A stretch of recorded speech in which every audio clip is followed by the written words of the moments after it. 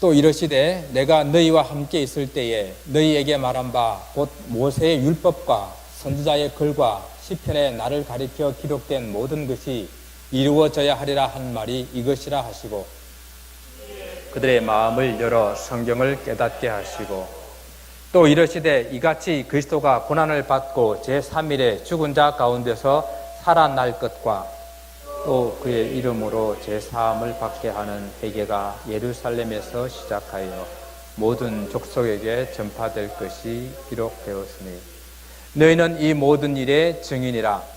볼지어다 내가 내 아버지께서 약속하신 것을 너희에게 보내리니 너희는 위로부터 능력을 입으실 때까지 이 성에 머물라 하시니라.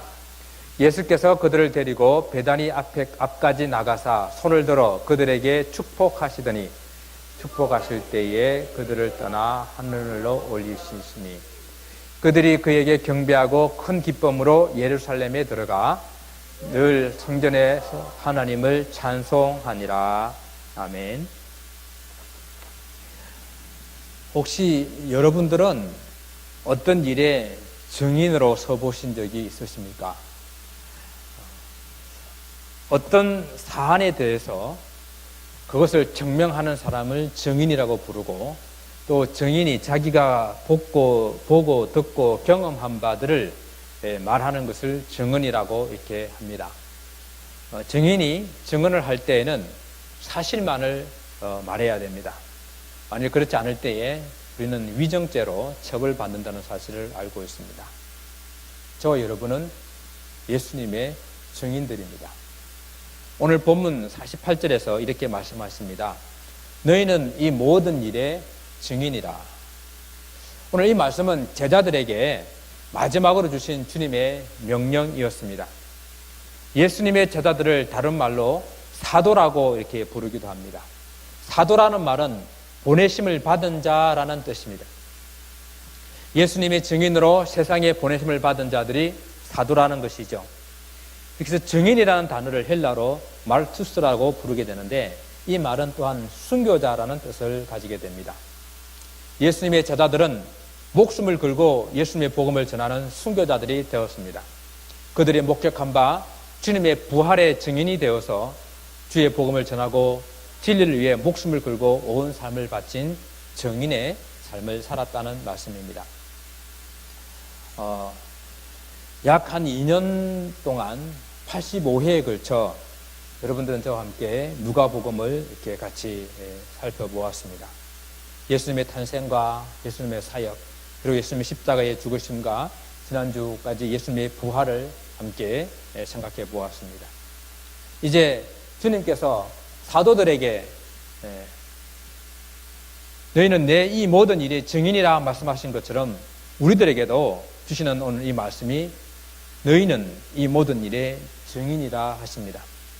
특히 부활을 경험한 제자들에게 부활의 증인으로 나설 것을 명령하신 주님께서 그럼 어떻게 그 주님의 부활의 증인이 될 수 있는지를 오늘 본문 말씀을 통해서 함께 살펴보기를 원합니다. 주님을 따랐던 제자들에게 십자가라는 것은 엄청난 충격적인 사건이었습니다.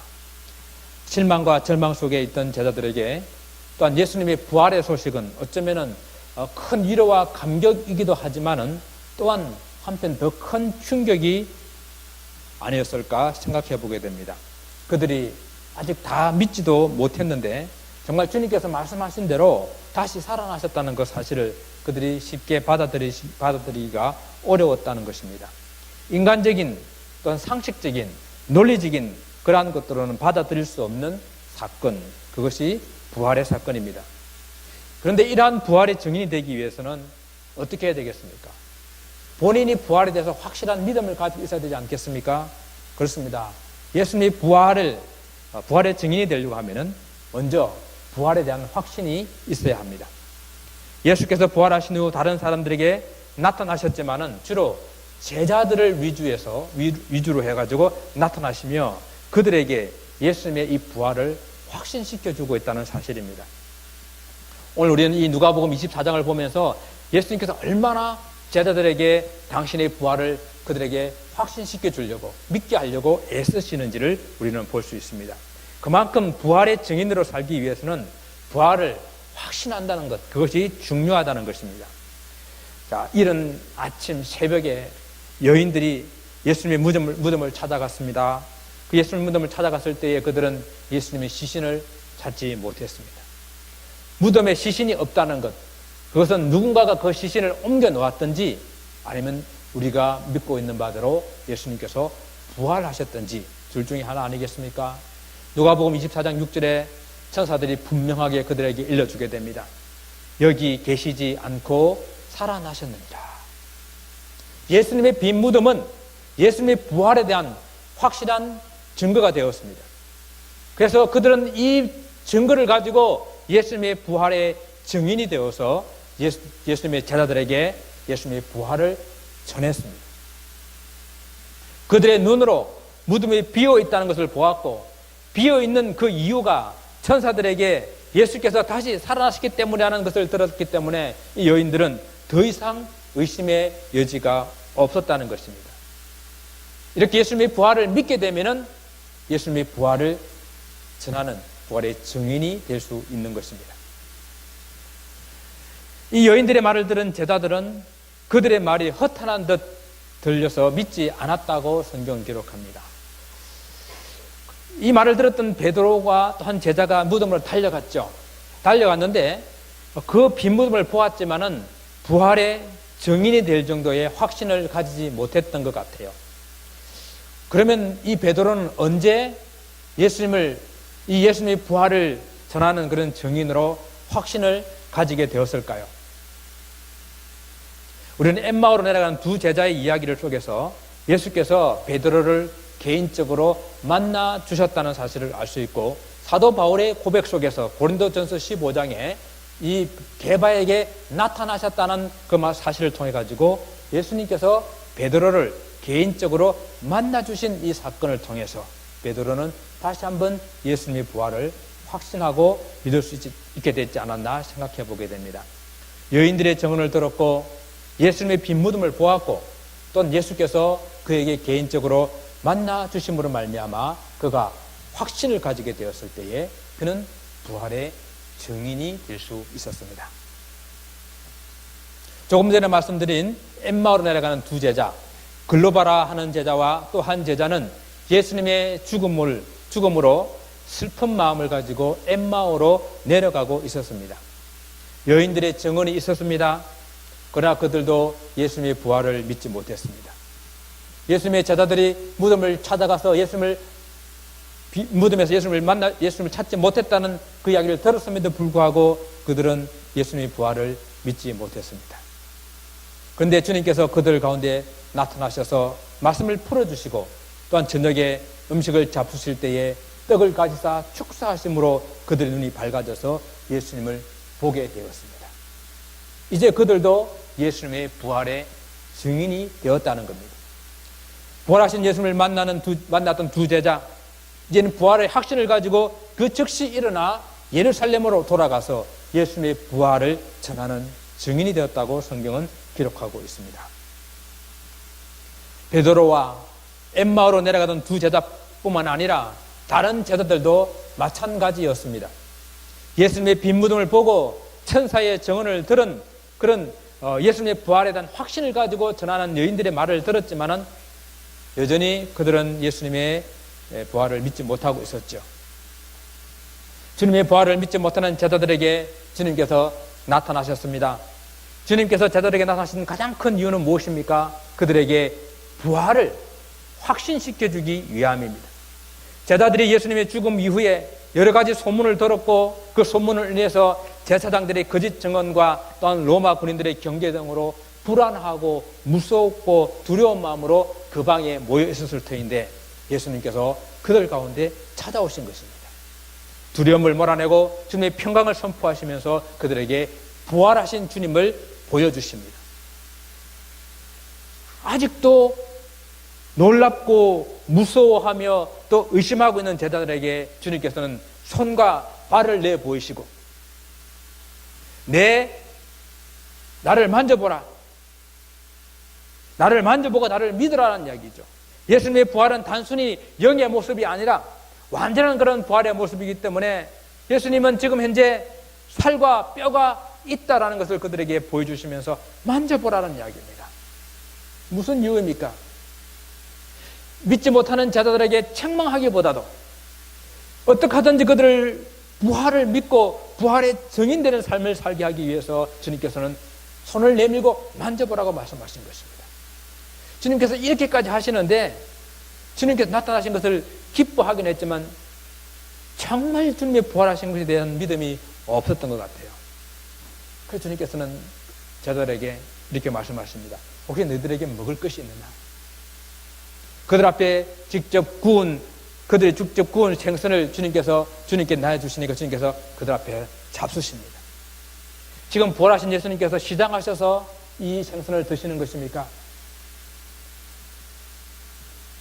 정말로 예수님께서 부활하신 것은 단순히 영이 아니라 실제로 부활하셨다는 사실을 그들에게 보여주어서 믿게 하기 위해서 손을 내밀어 만져보라 하시고 음식을 가져와라 하시며 먹어보시는 그런 주님의 모습. 그것은 그들에게 부활을 확신시켜주기 위한 주님의 모습입니다. 또한 부활하신 예수께서 제자들에게 나타나실 그 때에 함께 있지 않았던 도마, 그 도마가 믿지 못하자 또 도마가 있는 자리에 다시 주님께서 나타나셔서 내 손을 만져보고 내 옆구리에 내 손을 넣어보고 믿음 없는 자가 되지 말고 믿는 자가 되라라고 말씀하십니다. 부활의 정의는 먼저 그가 부활의 확신을 가지고 있어야 가능한 일이기 때문에 어떻게 하든지 이 제자들로 하여금 예수님의 부활을 믿게 하려고 확실하게 믿게 하려고 주님께서 여러 가지 방법으로 주님의 부활하심을 나타내 보이고 있는 것입니다. 이것이 누가복음 24장의 이야기예요. 예수께서 부활 이후에 제자들에게 원하신 것이 무엇인지를 우리는 보셔야 합니다. 부활하여서 보여주시고 부활을 본 사람들이 그 부활의 증인이 되어서 또 전하고 또 그것을 믿지 못하는 자들에게 또 다른 방법으로 보여주신 후에 그들로 하여금 또 증인이 되어져서 부활을 전하는 그 삶을 계속해서 반복하고 있지 않습니까? 예수님의 부활의 증인의 삶을 살기를 원하지 않으십니까? 그렇다면 먼저 우리는 예수님의 부활을 확신해야 됩니다. 예수님의 빈 무덤은 예수님이 부활했다는 확실한 증거가 됩니다. 예수님의 부활을 목격하고 전하여준 그 여인들의 이야기, 그 어떤 예수님의 부활을 목격하고 전해준 사도들의 이야기, 그 이야기는 우리에게 확실한 예수님의 부활을 우리에게 오늘도 전해주고 있습니다. 또한 지금도 살아계셔서 우리 가운데 임재하고 계시는 그 우리 주님을 우리가 만나게 될 때에 정말로 주님께서 부활하셨다는 확실한 증거가 됩니다. 부활의 확신을 가지고 부활의 증인의 삶을 살 수 있기를 바랍니다. 부활의 증인이 되려고 하면은 말씀을 깨달아야 합니다. 예수님의 부활은 우연히 어떤 사람이 죽었다가 다시 살아나는 그런 사건이 아니에요. 철저하게 예언된 말씀을 따라서 주님께서 살아계실 때도 죽었다가 다시 살아나리라 하신 그 말씀대로 이루어진 사건입니다. 부활을 믿지 못하는 여인들에게 천사가 한 이야기를 여러분 기억하십니까?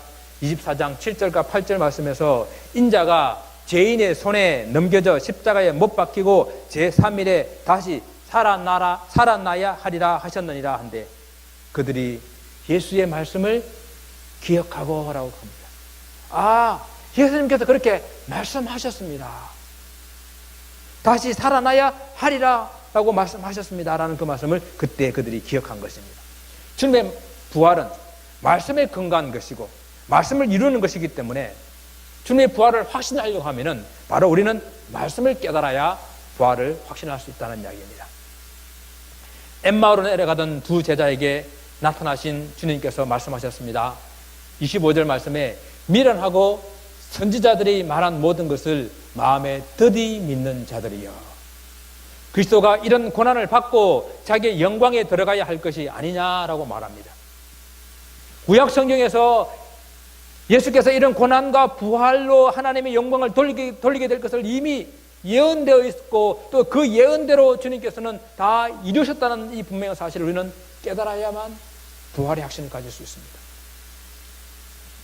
엠마오에 가는 두 제자들이 나중에 이렇게 고백하지 않습니까? 32절에 이렇게 고백합니다. 길에서 우리에게 말씀하시고 우리에게 성경을 풀어주실 때에 우리 속에서 마음이 뜨겁지 아니하더냐. 이렇게 말씀으로 다시 그들에게 확인되어지고 말씀을 다시 한번 기억하고 깨닫고 난 이후에 그들은 다시 예루살렘에 돌아가 부활의 증인이 되었습니다. 제자들이 방에 모였을 때에 나타나신 주님께서 말씀하십니다. 본문 44절 말씀입니다. 내가 너희와 함께 있을 때에 너희에게 말한 바 곧 모세의 법과 선지자의 글과 시편에 나를 가리켜 기록된 모든 것이 이루어져야 하리라 한 말이 이것이라.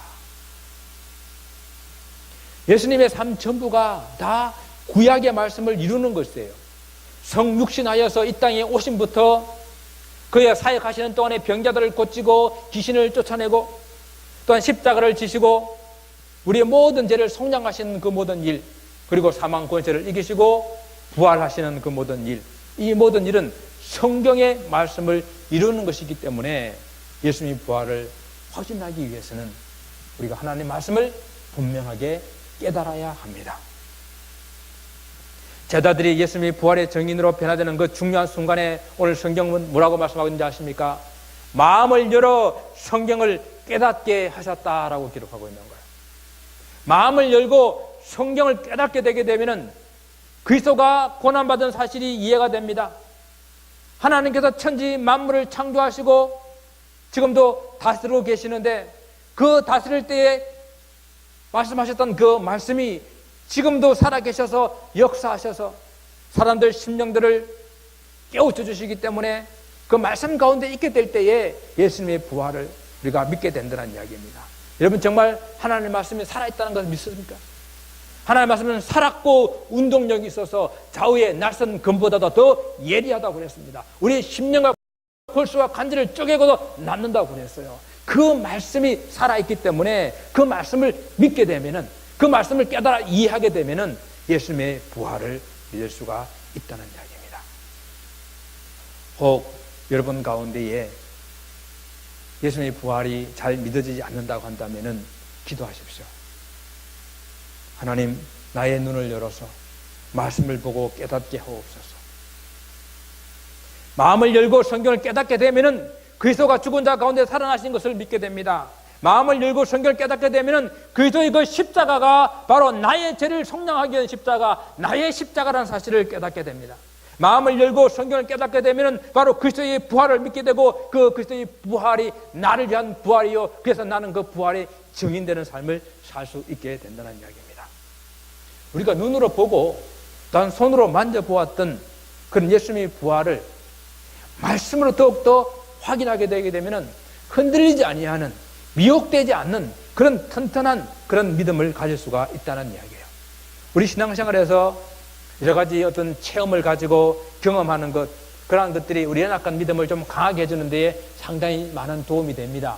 중요한 그런 체험들이에요. 그러나 그렇게 체험하고 경험한 것들이 정말 성경 말씀으로 비춰봐서 옳은지 다시 검증되어지고 다시 이렇게 붙잡게 될 때에 우리는 더욱 튼튼한 믿음, 흔들리지 않는 믿음, 미혹되지 않는 믿음을 가질 수 있다는 거예요. 마음을 열어서 성경을 깨닫게 될 때에 확신을 가지고 이 부활의 증인이 될 수 있습니다. 여러분, 예수님의 부활의 증인된 삶을 원하십니까? 말씀을 배우고 그 말씀을 확신하는 그 일에 열심을 내시길 바랍니다.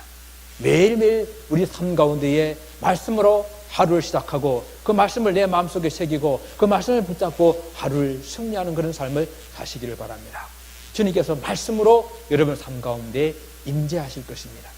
말씀으로 주님과 함께 동행하게 될 때에 우리는 진정 주님의 확실한 부활의 증인이 될 수가 있습니다. 세 번째는 부활의 증인은 위로부터 능력을 입을 때에 가능합니다. 증인이라는 이 단어가 헬라어로 마르투스, 순교자라는 뜻이 된다고 말씀을 드렸었습니다. 부활의 증인이 된다고 하는 것은요, 초대교회 당시에는 정말 순교자가 된다는 그런 의미였습니다. 그래서 예수님의 부활을 목격했다고, 말씀을 확인받았다고 다 부활의 증인이 되는 것은 아닌 것 같아요. 예수님이 부활하고 난 이후에 유대인들은 이제 누구든지 그 예수의 부활을 입에 담지도 말고 전하지도 말고 가르치도 말아라라고 유대인들은 이렇게 법으로 정했습니다. 그리고 로마 정부도 예수의 부활을 믿고 전하는 사람들은 잡아다가 옥에 가둘 뿐만 아니라 짐승들과 싸움을 시키고 그리고 굶주린 동물의 먹이로 던져주지 않았습니까? 이런 상황 가운데에 부활의 증인이 된다고 하는 것은 정말 그 말 그대로 순교의 삶, 목숨을 걸고 부활의 증인의 삶을 사는 것입니다. 그런데 정말로 예수님의 제자들이 이렇게 목숨을 걸고 예수님의 부활을 증거하는 증인의 삶을 살지 않았습니까? 그럼 무엇이 그들로 하여금 이런 부활의 증인이 되게 했습니까? 위로부터 능력으로 입음을 받았기 때문입니다. 주님께서 49절 말씀에 이렇게 말씀하십니다. 볼지어다 내가 내 아버지께서 약속하신 것을 너희에게 보내리니 너희는 위로부터 능력으로 입혀질 때까지 이 성에 머물라. 하나님 아버지께서 약속하신 것이 무엇입니까? 그것이 보혜사 성령 아니십니까? 하늘로부터 성령의 능력을 입어야 우리는 부활의 증인으로 살 수가 있다는 것입니다. 주님께서 보혜사 성령을 보내주셨다고 약속하신 그 약속은 그가 이 땅에 계속 계시지 않고 그리고 하늘로 승천하심으로 더욱더 확실하게 우리에게 그 보혜사 성령을 보내주시겠다는 그 약속을 이루시게 됩니다. 하나님께서 우리와 함께 하시겠다는 그 임마누엘의 약속은 인간의 몸을 입은 예수님께서 인간의 몸을 입고 이 땅에 오심으로 우리에게 임마누엘 하셨는데 다시 영으로 우리 모든 예수를 믿는 사람들과 함께 하시겠다는 그 약속은 다시 부활하신 후에 성천하셔서 성령으로 우리에게 다시 오시게 될 때에 모든 예수를 믿는 사람들에게 그 심령 속에 영으로 함께 하실 수가 있기 때문입니다. 이제 부활하신 우리 주님께서 우리와 함께 하시기 위해서 보혜사 성령을 보내주시다는 그 약속을 가지고 하늘로 성천하십니다. 그러므로 누가복음 이 마지막 장에 예수께서 모든 제자들이 보는 가운데에 베다니 앞 감람산에서 손을 들어 그들을 축복하시고 하늘을 올라가시는 그 모습을 기록하고 있는 것입니다. 바울이 고린도서 15장에서 이렇게 말하죠. 예수님께서 부활하신 이후에 500여 형제들에게 일시에 동시에 보이셨다라고 하는 그 말씀이 바로 오늘 본문의 이 말씀입니다. 감람산에서 수많은 사람들이 보는 가운데에 정말 500명이 넘는 그 많은 사람들이 보는 가운데에 하늘로 들려 올려 가시는 그 모습은 우리에게 보혜사 성령을 보내주시겠다는 그 약속을 이루시기 위해서 올라가시는 거예요. 그래서 이제 남은 일은 예루살렘을 떠나지 않고 그 보혜사 성령을 기다리는 일이었습니다. 이것으로 우리는 누가복음을 끝내고 이제 다시 우리는 사도행전을 같이 볼 겁니다. 사도행전을 통해 가지고 이 보혜사 성령이 어떻게 제자들과 함께 역사하는지, 어떻게 주님의 몸된 교회를 이루어가는지, 어떻게 이 세상 끝날까지 주의 말씀이 편만하게 퍼져나가는지를 우리는 살펴보게 될 것입니다. 사랑하는 성도 여러분, 예수님의 부활의 증인되는 삶을 살기를 원하십니까? 먼저 예수님의 부활을 확신하시기 바랍니다. 예수께서 죽은 자 가운데 계시지 않고 무덤 속에 계시지 않고 살아나셨습니다. 살아나신 예수님을 죽은 자 가운데 찾는 그런 어리석은 삶을 살지 않기를 바랍니다. 예수 부활에 대한 신앙 없이 교회 다니는 것은 정말로 불쌍한 거예요. 여러분, 세상에 재밌는 일이 얼마나 많아요. 또 세상에 보람되고 가치 있는 일들이 정말 많이 있습니다. 그런데 왜 여러분들은 이 교회에 다니십니까? 바울이 우리에게 잘 말해주고 있지 않습니까? 만약 그리스도께서 다시 사신 것이 없다고 한다면은 이 세상에서 우리가 가장 불쌍한 자로다. 그렇습니다. 예수님께서 부활하신 것을 믿지 못하고 교회 다니는 것만큼 불쌍하고 불행한 것이 없어요. 세상 사람들은 그들의 과학적인 생각으로, 논리적으로, 이론적으로, 합리적인 생각으로 이렇게 예수님의 부활을 믿지 않으려고 여러 가지 이야기들을 하게 됩니다. 예수님의 시신을 제자들이 훔쳐갔다는 이야기예요. 도적설을 이야기합니다. 이런 주장을 사실 예수님의 제자들이 할까 봐서 그들이 먼저 겁을 먹고 예수님의 무덤을 큰 돌로 막아놓고 쇠사슬로 돌을 묶어놓고 그리고 또 밤새도록 그들은 군인을 통해서 지키지 않았습니까? 자기들이 이렇게 해줌으로써 더 예수님의 부활이 우리에게는 증명됩니다. 예수님이 십자가에 돌아간 것이 아니라 고통이 너무 심해서 잠시 기절한 것이라고 또한 주장을 합니다. 여러분, 혹시나 돌아가지 않았을까봐 옆구리에다가 창을 찔러보지 않았습니까? 그래서 거기서 물과 피가 쏟아져 내리는 것을 그들 눈으로 보지 않았습니까? 그들은 너무도 확실하게 예수님께서 완전히 돌아가셨다는 것을 증명해 보여주었습니다. 또한 그리고 그들은 예수님을 너무 사랑한 제자들이 예수님이 너무 그리워서 환상을 본 것이라고 말을 합니다. 한두 사람이 환상을 볼 수는 있을지라도 어떻게 예수님의 부활을 수많은 사람이 계속해서 주님을 만나게 되고 또 동시에 500명이 넘는 사람들이 동시에 그렇게 환상을 볼 수가 있겠습니까? 예수님의 부활은 논리적으로 과학적으로 증명할 수 없고 또 증명할 필요도 없지만은 그러나 저들이 여러 가지 가설을 내어놓은 것 때문에 더 예수님의 부활은 증명되고 있습니다. 예수님의 부활은요, 저들의 주장과 상관없이 부활하셨습니다. 여러분과 저가 예수님의 부활을 믿든지 믿지 않든지 상관없이 예수님은 부활하신 것입니다.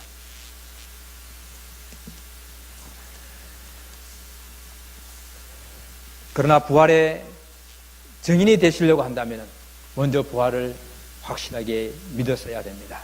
내가 믿지 못하는 사실을 우리가 어떻게 전할 수 있겠습니까? 믿지 않고 전하는 그것도 위정입니다. 예수님이 부활의 증인으로 살기를 원하십니까? 마음을 열어서 성경을 깨달아야 합니다. 예수님 오심과 죽으심과 부활하심은 철저하게 성경에 약속된 말씀에 따라 이루어진 것입니다. 하나님의 말씀을 깨달으면 주님의 부활을 믿을 수 있습니다. 모든 것이 다 약속의 말씀대로 이루어졌기 때문에 이제 마지막 남은 것 하나 뭡니까? 주님께서 다시 오실 그 일만 남아 있습니다. 이 일도 약속대로 이루어질 것입니다. 마음을 열고 성경을 읽고 말씀을 듣고 깨달으시는 여러분 되시기를 바랍니다. 여러분, 정말 여러분 부활의 증인의 삶을 살기를 원하십니까? 위로부터 성령의 능력을 입으시기 바랍니다. 우리 힘으로, 우리의 능력으로 신앙생활을 할 수 없어요. 주님의 제자로 산다는 것, 더군다나 부활의 증인으로 산다는 것, 그것은 성령의 도움 없이는 가능하지 않는다는 이야기입니다. 여러분, 성령의 충만함을 사모하시기를 바랍니다. 오늘 제자들이 주님의 증인이 될 때에 그 주님의 이름으로 제사함을 받는 회개가 예루살렘에서부터 시작할 것이라고 성경은 말씀하고 있어요. 그렇습니다. 여러분과 저가 주님의 증인으로 사는 그 삶의 현장이 예루살렘이 될 것입니다. 내가 부활의 증인으로 사는 우리 가정이 바로 예루살렘이 될 것이고, 내가 부활의 증인으로 사는 바로 나의 직장과 사업터가 바로 예루살렘이 될 것이고, 우리가 부활의 증인으로 사는 바로 이 교회가 예루살렘이 되어서 이곳에서부터, 내 가정에서부터, 내 직장에서부터 회개의 운동이 일어나고, 그래서 모든 가정으로, 모든 직장으로, 모든 사업터로, 모든 온 세계에 편만하게 주의 복음이 전파될 것입니다. 황무해져 가고 있는 이 땅에 정말 주의 복음에, 주의 말씀이 편만해질 때까지 우리는 주의 부활의 증인으로 함께 달려갈 수 있기를 주님의 이름으로 축원을 드립니다. 기도하겠습니다. 아버지 하나님, 사망 권세를 이기시고 부활하셔서 우리에게 하나님 의로운 사람으로, 하나님의 의로운 자로 우리를 삼아주신 주님, 감사를 드립니다. 오늘 이 아침에 주님, 우리도 부활의 증인되고자 아버지 하나님, 내가 먼저 부활을 확신하며 마음을 열어 성경을 깨달으며 그리고 위로부터 성령을 충만함에 있기를 소원합니다. 하나님이여, 부활의 증인되는 삶을 살게 하옵소서. 우리로 말미암아 예수 그리스도의 복음이 이 땅에 편만해지는 그 축복이 이루어지게 도와주시옵소서. 감사하고 예수님 이름으로 기도드리옵나이다. 아멘.